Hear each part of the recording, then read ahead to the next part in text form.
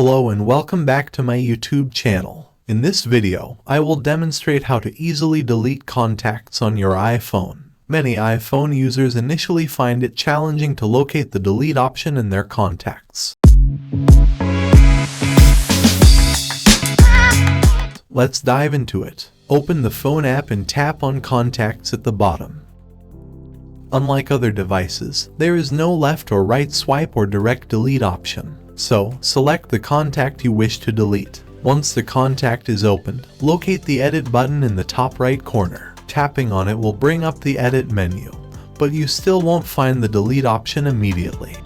Scroll down all the way, and eventually you will notice the delete option. Simply tap on it, and the contact will be deleted. Alternatively, with the recent updates, you can now long press on the contact you want to delete. A pop-up menu will appear, where you can directly see the delete option. Tap on it, confirm by pressing OK, and the contact will be deleted. By following these simple methods, you can easily delete contacts from your iPhone.